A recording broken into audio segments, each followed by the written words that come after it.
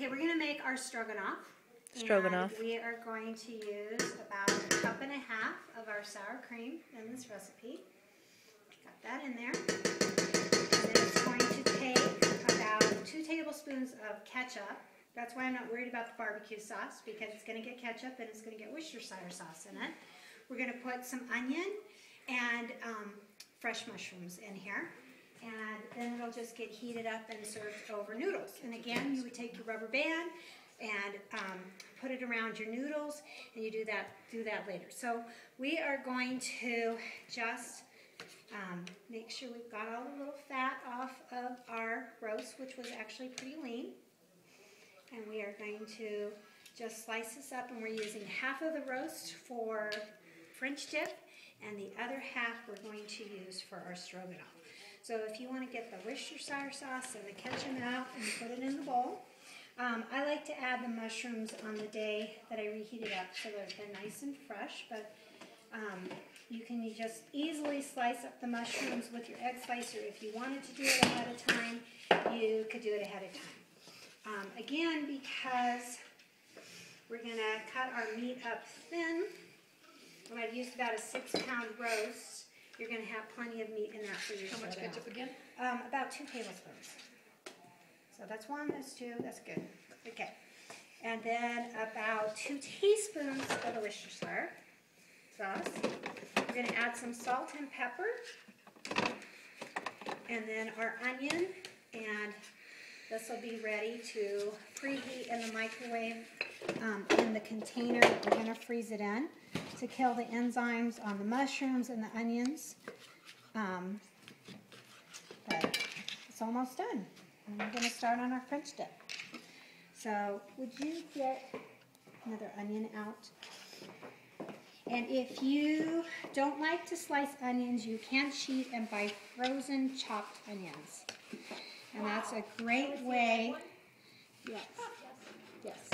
And that is a great way, if you're sensitive to onions, to power cook with onions.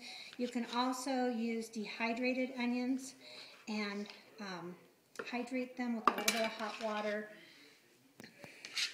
The manual food processor works really well too. Yeah, there we go. Which I can't believe we don't have out, but since this is something I used to do in the past and I'm kind of doing it like I was, we didn't have a manual food processor back then.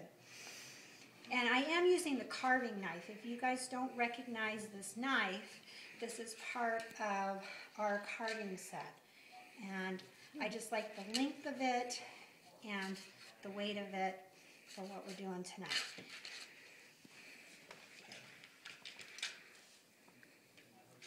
Okay, so we've almost got that done. We're going to use half our onion here and half our onion with the French dip.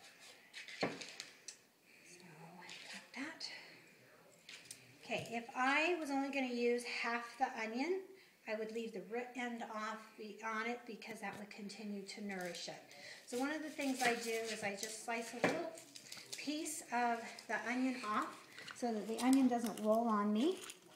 And so then I'm going to cut it in half. Put the other half aside for our French dip for a minute. And find my little flat spot again so the onion doesn't roll on me. And a lot of people have never thought of it. I call putting the kickstand on anything that is round. I just kind of make that little flat spot so that it's not moving around on me.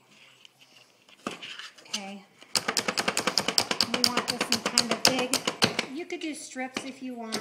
I just kind of want bigger chunks with the onion.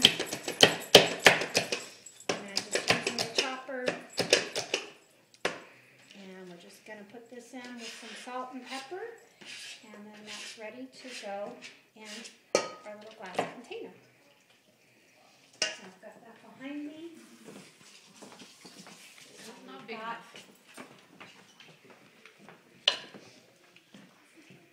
What? Do I have another medium size? No. For you to do it? Is that what you want? We could also use a big baggie. Jordan had it. We'll set it aside. I'll find it downstairs. So, no, I didn't use it because my hands were slipping. Okay, I was like, what okay. do you do? So, That's good. Okay, so we've got all of our ingredients in our stroganoff. And when we heat this up and put it up over noodles, it's going to be fabulous. Or if you like it over rice, really quick and easy.